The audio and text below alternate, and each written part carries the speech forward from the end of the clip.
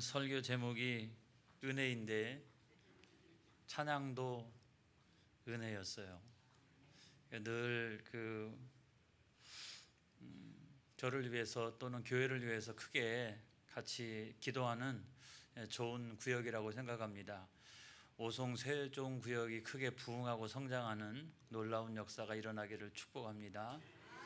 아멘. 오늘 성경의 말씀은 다윗의 귀환에 대한 말씀이죠. 다윗의 귀환에 있어서 사람들이 보이는 반응은 여러 가지가 있었어요. 여러 부류의 사람들이 있었습니다. 그 가운데 첫 번째 사람은 누구냐면 시므이 같은 사람.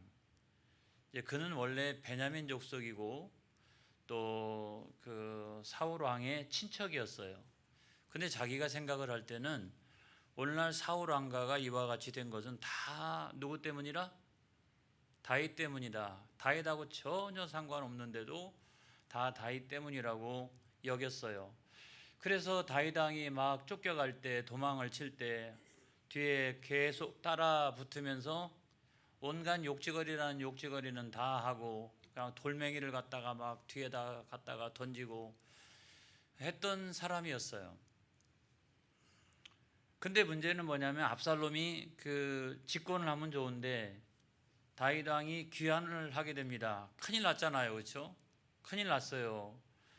다윗 왕이 이제 귀환을 하게 되니까 이거 뭐 내가 살아남을 수가 없겠다라고 생각을 하니까 이 베냐민 사람들 한 1000명을 앞장 세워 가지고 다윗 왕 앞에 나와서 내가 잘못했습니다. 나를 용서해 주십시오. 그렇게 이야기를 했어요.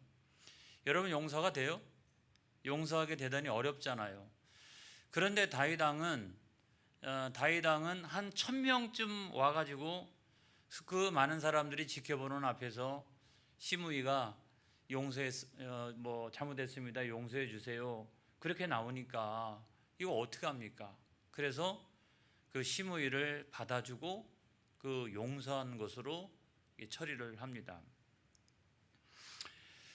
그런 측면에서 생각해 보면 이 사람은 아주 기회주의적인 사람이죠. 그렇죠? 기회주의적인 사람이에요. 다윗 왕이 어려움을 겪을 때는 막 돌멩이 던지고 욕지거리하고 막 이제 승승장구하면서 귀환을 하니까 이때는 또 막 맞이하러 환영하러 이렇게 나오고 있는, 그러면서 또 용서를 비는 아주 기회주의적인 그런 모습을 보여주게 됩니다. 그래도 어쨌거나 아무튼 받아들였는데 이게 받아들인 것으로 끝나는 것이 아니었더라고요.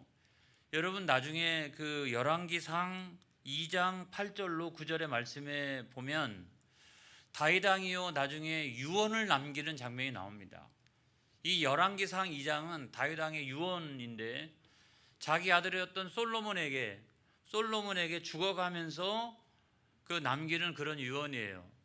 그냥 올려놔도 되는데 다 같이 한번 읽어보겠습니다. 시작. 바울인 베냐민 사람 게라의 아들 시므이가 너와 함께 있나니 그는 내가 마하나임으로 갈 때에 악독한 말로 나를 저주하였느니라. 그러나 그가 요단에 내려와서 나를 영접함으로 내가 여호와를 두고 맹세하여 이르기를 내가 칼로 너를 죽이지 아니하리라 하였노라. 그 다음에 9절의 말씀 시작. 그러나 그를 무죄한 자로 여기지 말지어다. 그는 지혜 있는 사람이므로 그에게 행할 일을 알지니 그의 백발이 피 가운데 수월에 내려가게 하라. 마지막 유언을 남기면서 다윗은 저 사람을 살려두지 마라. 내가 하나님 앞에 약속을 했기 때문에 나는 절대로 내 손에다가 피를 묻히지는 않겠다. 하지만 너는 내 아들이니까 내 아들인 너는 절대로 저 사람만큼은 살려두지 말아라. 그렇게 이야기를 했다는 거죠. 다윗은 이 회개나 잘못했습니다. 용서해 주십시오 라고 하는 것이 가짜라고 하는 사실을 알고 있었던 거예요. 그런데 왕인데 한 1000명쯤 와가지고 한꺼번에 그렇게 하니까 여러분 그걸 어떻게 해요? 그렇죠? 수많은 사람들 앞에서 왕이 말이죠. 잘못했습니다. 용서를 비는데 그거 용서해 주지 않는다라고 하면 말이 안 되잖아요. 그렇겠지만 저것이 가짜 회개라고 하는 사실을 알고 있었어요. 그래서 다음 왕권을 물려주면서 유언을 남겨 절대로 저 사람을 살려두지 말아라. 그렇게 이야기를 했다는 거죠. 자, 두 번째 사람이 있습니다. 그 시바와 같은 사람도 있습니다. 그 시바는 누구인가요? 무비보셋의 종이죠. 그죠? 요나단의 아들이었던 무비보셋의 종입니다. 종인데 이 종이 다윗 왕에게 찾아와 가지고 처음에는 막 포도주, 그다음에 과일, 떡 이런 것들을 잔뜩 준비해 가지고 도망치고 있는 다윗 왕에게 찾아와서 큰 위로가 됐어요. 거기까지는 좋았는데 거짓말을 했습니다. 내가 보니까 우리 주인이 말이요, 우리 주인이 지금 왕이 지금 도망치고 있으니까 반역을 꾀하고 있는 것 같습니다 라고 거짓말을 해가지고 그냥 다윗 왕이 그 화가 나가지고 무비보셋이 가지고 있는 모든 재산을 빼앗아서 이 시바에게 다 주었어요. 거짓말을 해가지고 잘 먹고 잘 살았던 사람이 바로 이 시바와 같은 사람이에요. 근데 여러분, 이거는 생각 못했던 거예요. 다윗 왕이 돌아올 것이다. 이건 생각 못했던 거예요. 속으로 아마 비나이다 압살롬이 계속 이기게 하여 주시옵소서, 그렇게 했을지도 모르겠어요. 왜냐하면 다윗 왕이 돌아오면 자기가 거짓말했다라고 하는 것이 나중에 무비보셋을 만나게 되면 금방 탄로가 날 것이 분명했기 때문에 그 다윗 왕이 돌아오지 못할 거라고 생각하고 아무튼 그렇게 했는데, 어떻게 되냐면 다윗 왕이 돌아오고 나니까 이게 큰일 났잖아요. 그러니까 시므이가 1000명을 데리고 막 이렇게 나타나서 잘못했습니다라고 할 때에 자기도 35명을 데리고 와가지고 자기도 거기서 같이 엎드려 있는 거예요. 아무튼 뭐 거짓말이 폭로가 되더라도 주인이시여 왕이시여 나를 살려주옵소서 하면서 그 앞에 바짝 이렇게 엎드리고 있는 거예요. 나중에 다윗 왕이 모든 사실을 알게 되었습니다. 그래서 어떻게 처리합니까? 이 시바가 가지고 있는 재산을 빼앗아서, 그 절반을 빼앗아서 누구에게 줘요? 무비보셋에게 그걸 줍니다. 성경에 보면 나누라고 되어져 있는데 이게 어떤 비율로 나눴는지는 모르겠어요. 그렇지만 나누라고 했기 때문에 아마 절반쯤 나누었을 것이다 라고 생각을 해요. 근데 여러분, 왜 그렇게 했을까? 다 빼앗아가지고 그냥 다 빼앗아가 다 주지 그냥. 거짓말을 했으니까. 그런데도 여러분, 다윗이 그와 같이 처리했던 이유는 뭐냐면 이런 거예요. 공도 있었다는 거죠. 공. 자기 도망칠 때 과일하고 포도주하고 떡하고 이런 것들을 잔뜩 와가지고 도망칠 때 얼마나 그 양식이 귀했는지 알 수가 없어요. 근데 이제 거짓말을 했기 때문에 그것이 탄로 나서 그거를 내버려 둘 수 없잖아요. 그러니까 정치를 한다라고 하는 것은 이게 간단한 문제가 아니에요. 굉장히 많은 것을 생각을 해야 돼요. 여러 가지 것들을 생각을 해야 돼요. 그래서 공은 공대로 처리하지만 과는 과대로 책임을 묻는 거예요. 그래서 그 재산을 빼앗아 가지고 줬는데, 그 어떤 주석에 보면 나중에 보면 다 무비보셋이 사울 왕가의 재산을 다 회복하였다라고 하는 그런 주석도 있어요. 그렇지만 그건 주석이니까. 그럼에도 불구하고 나중에 가면 시시비비가 다 밝혀지게 되고 공과 과가 명확하게 밝혀지게 된다라고 하는 것을 우리가 알게 되는 거죠. 그 다음에 세 번째 사람이 등장합니다. 무비보셋. 자기가 그 다윗 왕의 입장에서 보면 왕자처럼 대우해주고 자기 상에서 같이 먹도록 해주고 사울 왕가의 재산도 다 물려줬으니까 얼마나 재산이 많았겠어요. 대단합니다, 여러분. 그런데 불구하고 내가 도망치는데 안 따라와? 그래가지고 나중에 만났어요. 만나가지고 물어봅니다. 야, 너는 내가 너를 왕자처럼 대우해줬는데 너는 왜 나를 안 따라왔느냐? 그렇게 했더니 무비보셋이 있었던 사실을 다 얘기해 주는데 이런 거예요. 도망칠 때, 왕이 도망칠 때 나도 사실은 다리를 절어요. 그래서 나귀에다가 안장을 지우고 나도 쫓아가려고 했으나, 이건 다 제 표현이에요. 지금부터는 시바가 나타나서 뭐라고 했냐면, 아니 다리도 그렇게 온전치 못하는데 거기까지 언제 쫓아갑니까? 그러니까 주인은 여기 가만히 있고 내가 대신 가가지고 포도주하고 그다음에 과일하고 떡하고 내가 다 가서 주인 대신 내가 다 인사를 해줄 테니까 걱정 마시고 집에 있으라고 그래서 나 집에 있었습니다. 이 얘기잖아요. 근데 가가지고는 왕 앞에서 거짓말을 한 거죠. 여러분, 굉장히 억울한 사람이에요. 그런데도 이 사람은 나중에 자기 재산을 빼앗으러 올 때 알았죠. 이게 뭔가 잘못됐다. 그리고 자기는 심지어요, 다윗 왕이 돌아올 때까지 몸 단장을 안 했을 정도였어요. 자기도 지금 멀리 가 있는 다윗 왕과 고난을 함께 한다라고 하는 생각을 해가지고 몸 단장도 안 했으니까 머리도 안 감고 세수도 잘 안 하고 옷도 막 이렇게 대충 입고 말이죠. 그렇게 지냈다는 거죠. 그 이유는 뭐냐면 내 주 왕과 내가 고난을 함께 하리라. 이런 사람인데 말이죠. 그런 억울한 일을 당하고 왕의 명령이다. 이거 다 오늘부터는 재산이 누구 거다? 시바 거다. 여러분, 얼마나 속에서 화가 났을까요? 어찌 왕이시여 그럴 수가 있습니까? 오늘날 우리가 여러분 세상 살아나갈 때 그런 경우 많이 있어요. 하나님 어찌하여 어찌 이런 일이 어찌 나에게 그럴 수가 있습니까? 근데 여러분 무비보셋은 그러지 않았다는 거예요. 그런 억울한 일을 당하면서도 끝까지 다윗 왕과 고난을 함께 했어요. 할렐루야. 그만큼 진실한 사람이에요. 여러분, 주님의 고난에 동참하는 것은 오히려 더욱더 감사한 일이다 라고 하는 교훈을 우리에게 주고 있는 그런 매우 진실한 사람으로 보여집니다.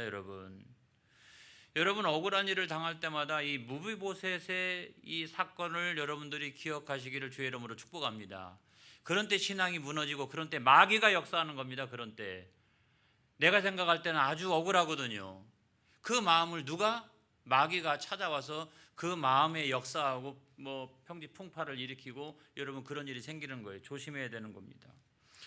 자, 그 다음에 맨 마지막으로 바르실레가 등장하죠. 오늘 성경 말씀에 이 바르실레가 등장하는데 여러분 성경 말씀 사무엘하 19장 31절로부터 32절에 있는 말씀을 한번 보겠습니다.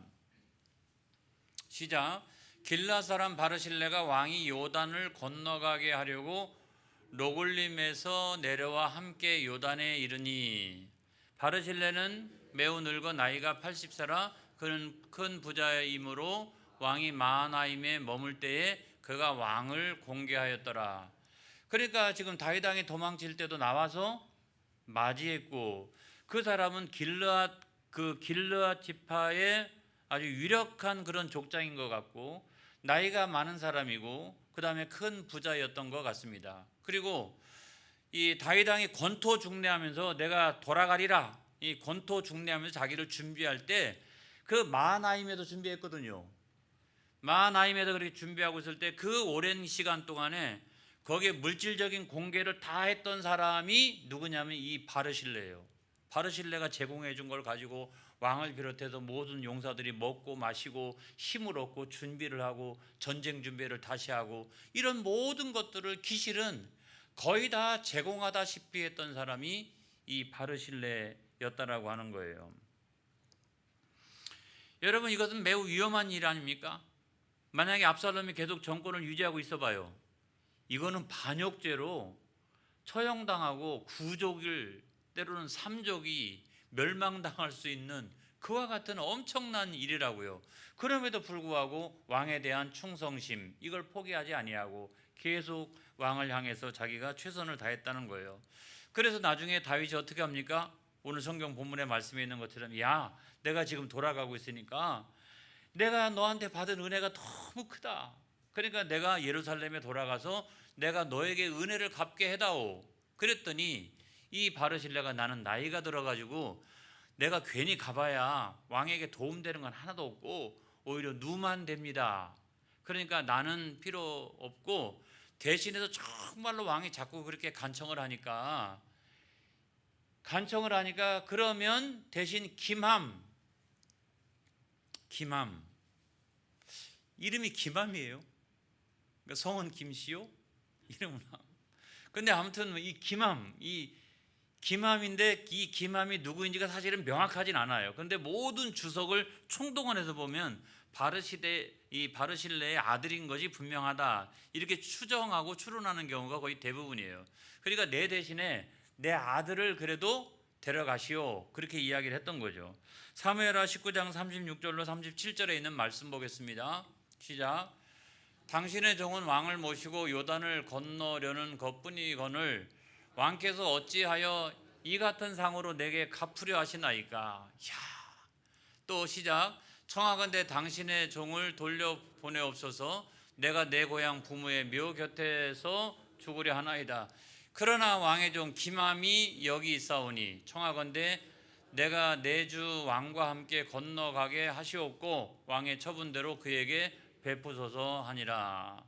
여러분, 중요한 건 이런 거예요. 마하나임에도 엄청나게 자기의 모든 재산 다 들여가지고 공개를 했단 말이죠. 그랬는데 하는 말이 이런 거예요.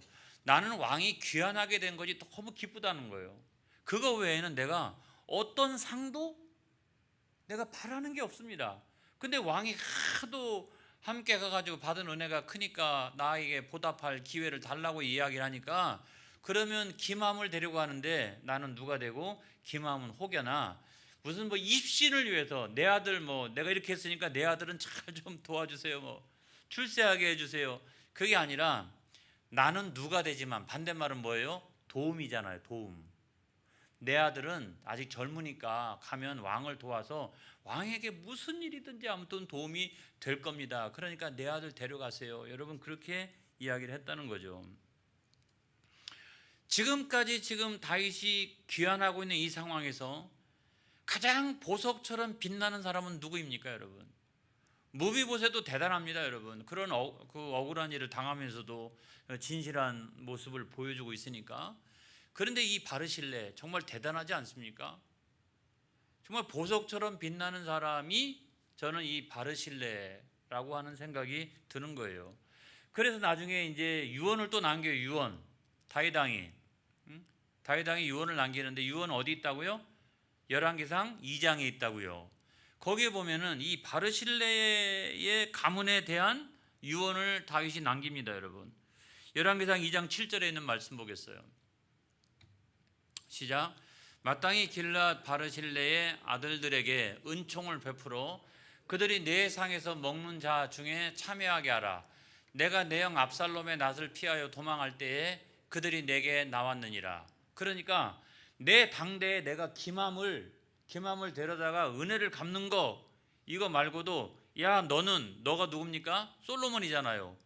너도 내가 했던 것처럼 네가 왕권을 잡게 되면 그 바르실레 가문에 대하여 그와 같이 대우를 해달라고 유언을 남기고 죽어요. 그러니까 여러분, 이 보답은 이 다윗의 한 대에 끝나는 것이 아니라 솔로몬 대에 이어서 계속해서 이 가문이 이어져 간다는 거죠. 여러분, 저는 그것이 하나님의 은혜라고 생각을 합니다. 할렐루야. 그래서 다윗 왕은 어떻게 했어요? 시시비비를 다 가려요. 그렇죠? 자기가 귀환할 때에 모든 시시비비를 다 가리고 은혜를 베풀고 은혜를 보답하고 이런 일을 하게 됩니다. 저는 이 장면을 보면서 뭐가 생각이 났냐면, 저는 신학을 공부한 사람의 입장에서 보면 저는 종말론이 생각이 났어요. 구원론과 종말론이 생각났는데 특별히 종말론이 생각이 났어요. 다윗 왕의 귀환은 뭘 예표하느냐? 예수님의 재림을 예표하고 있다는 거죠. 할렐루야. 여러분, 그 예수님께서 재림하실 때에 여러 부류의 사람이 그 재림하시는 예수님 앞으로 나아가게 될 것입니다. 여러분, 그 가운데는 어떤 사람이 있다? 시므이와 같은 사람도 있다. 회심한 듯 보였으나 회개한 듯 보였으나 기실은 그 안에 아무런 믿음도 없고, 그래서 그 회심과 회개가 가짜였고, 여러분, 그때는 주님이 다 하신다는 거예요. 그러니까 여러분, 그 시므에 대해서 다윗이 죽어가면서 반드시 이 사람은 죽여라 말이죠. 그 회개가 가짜라고 하는 사실을 너무나 잘 알고 있었기 때문에 저는 마찬가지라고 생각합니다. 여러분, 정말로 우리는 교회를 다니면서 예수는 그리스도, 할렐루야, 주님의 십자가 사건으로 말미암아 내가 구원을 선물로 받았다라고 하는 이 사실을 우리가 전적으로 인정하는 믿음이 있어야 될 줄로 믿습니다. 할렐루야. 그거는 여러분 세상에서는 어떻게 우리가 알아요? 목사님 저도 잘 모르겠는데. 그러나 그때가 되면 주님이 다 아신다. 주님이 다 아신다. 우리의 믿음이 가짜 믿음인지 진짜 믿음인지 주님은 다 아신다. 그러므로 여러분 우리가 신앙생활을 비가 오거나 눈이 오거나 우리가 제대로 해야 될 줄로 믿습니다. 할렐루야. 그 다음에 시바 같은 사람 있지 않습니까? 시바 같은 사람은 이 거짓말을 해가지고 다른 사람의 재산을 찬탈한 사람이잖아요. 아주 나쁜 사람인데요. 근데 그 사람이라고 하는 게 공도 있고 과도 있는 것처럼 이 사람이 어느 때는 그래도 포도주도 갖다 주고 그 다음에 떡도 갖다 주고 과일도 갖다 주고 그렇게 했다는 거죠. 근데 여러분 그때의 백보자 심판은 이 모든 것들을 명명백백하게 마치 거울로 보는 것처럼 여러분 이런 것들을 다 주님께서 아시고 거기에 적절하게 심판하신다. 이걸 여러분 믿으시기를 바랍니다. 하나도 땅에 떨어지는 것도 없고 주님을 속일 것도 하나도 없어요. 그때는 모든 것이 다 드러나도록 되어져 있다는 거죠. 그 다음에 우리가 무비보셋 같은 사람, 여러분 신앙생활을 하면서도요 억울한 일 참 많이 당하시는 분들 있죠. 그래가지고 시험에 들어가지고 나 교회 못 다니겠어, 이런 사람도 물론 있지만 그런 억울한 일을 당하고 정말 힘든 일을 당하고 고난을 당하면서도 내가 이 일은 내가 주님의 고난에 동참하는 것이다 그러면서 감사하면서 그런 어려움을 뛰어넘을 줄 아는 사람, 저는 이런 사람이 무비보셋과 같은 그런 사람이지 않을까 이런 생각이 듭니다. 여러분 그때에 주님께서 모든 걸 다 신원하여 주신다. 할렐루야. 모든 것을 다 신원하여 주신다라고 하는 사실도 여러분 믿으시기를 바랍니다. 그래서 억울할 게 하나도 없어요. 그때가 되면 주님은 다 아시고 모든 억울함을 다 풀어주신다는 사실을 믿으시기를 축복합니다. 그 다음에 맨 마지막에 이 바르실레와 같은 사람, 이 사람 어때요?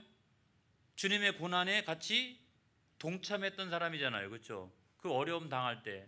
그 다음에 자기가 가지고 있는 물질과 모든 걸 가지고 마하나임에서 권토 중례를 준비했던, 주님의 때를 준비했던, 거기를 위해서 자기가 시간과 물질과 건강을 들여서 헌신했던 이런 사람이고, 그리고 그것으로 끝나는 게 아니라 나는 이제 나이가 들어가지고 나는 이제 주님을 도울 수가 없습니다. 그러니까 내 아들 이 김함 이거 잘 키워서 주님의 거룩한 일꾼 되게 하여 주시옵소서.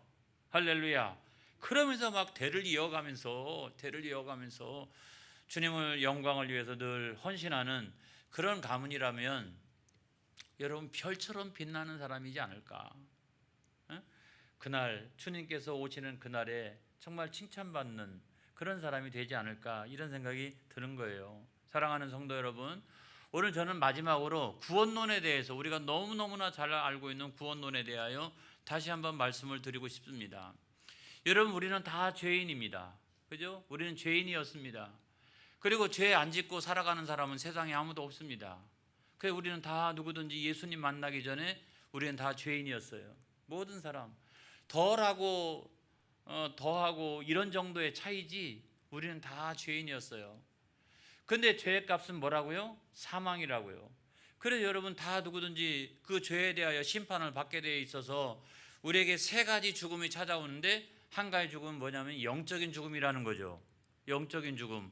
그거는 하나님을 알지 못하고 내 멋대로 살았던, 그러므로 영적으로 죽었던 그 죽음이 있고, 두 번째로는 육적인 죽음이 있는데 그래서 우리가 늙고 병들고 나중에 사망이 찾아오게 되고, 그런데 육적인 죽음만으로 끝나는 게 아니라 가장 중요한 문제는 뭐냐면 영원한 죽음이 있다. 영원한 죽음이 있다. 그래서 내 영혼이 지옥에 떨어지고 그리고 영원히 꺼지지 않는 지옥불 가운데 살아가게 되어져 있다. 이걸 확정짓고 내가 살았는데 그럼에도 불구하고 하나님이 나를 사랑하셔서 나를 택하시고 그리스도 예수를 통해서 우리를 그 죄 가운데서 구원하여 주셨다라고 하는 사실이에요. 이거보다 큰 은혜가 어디 있습니까, 여러분? 이거보다 큰 은혜가 어디 있어요? 이거는 여러분 세상의 모든 걸 다 준다 할지라도 우리가 어떻게 할 수 없는 은혜예요. 이건 아주 엄청난 은혜입니다, 여러분. 그 은혜를 주님께서 우리를 위하여 베풀어 주셨다. 그래서 주님의 십자가의 공로, 그거로 말미암아 우리가 죄사함 받고 의롭다함을 얻고 하나님의 자녀가 됐다면 그분만이 우리의 그리스도, 예수는 그리스도, 할렐루야, 예수는 그리스도, 그분만이 우리 인생의 구원자시요. 그래서 우리가 그 사실을 믿으면 그 믿음으로 말미암아 구원을 선물로 받나니, 그래서 구원받고 영생을 얻고 천국에 들어가는 사람이 되었다라고 하면 우리는 엄청난 은혜를 받은 사람입니다. 그렇다라고 하면 그 은혜를 받은 사람의 입장에서 우리가 은혜를 보답하면서 어떻게 살아가야 할까? 다 나와요. 아주 기회주의적으로 신앙생활 하지 않기를 바랍니다. 시므이처럼 세상에 나가도 죄 잔뜩 지고 교회 와서는 또 나름대로 열심히 하고 이런 시바와 같은 사람이 되지 않기를 바랍니다. 억울한 일을 당하고 그런 금방 시험에 들고 이런 사람 제발 되지 않기를 바랍니다. 뭘 시험 들 게 그렇게 많아요. 지금 충성할 시간도 없는데 그런 사람이 되지 않기를 바라요. 그런 상황에서도 억울한 일을 당해도 무비보셋과 같이 신앙생활을 할 수 있는 저와 여러분이 되어지기를 바랍니다.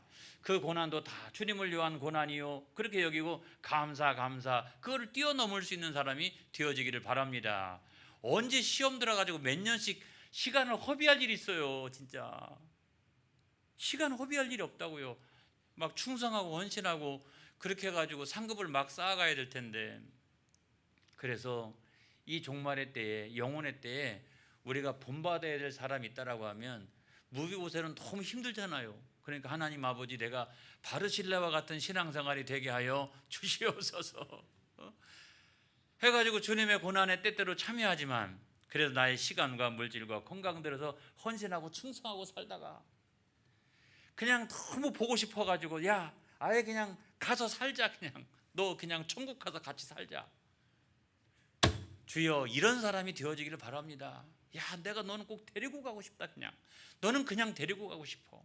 너는 그런 사람이 여러분 되어지시기를 바랍니다. 그래서 막 믿음의 그 후진들도 계속 양성해 가고 말이죠.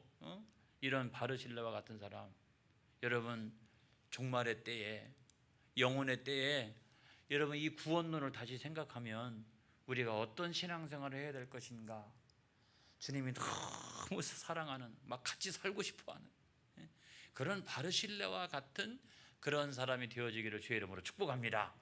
축복합니다. 축복합니다. 기도하겠습니다.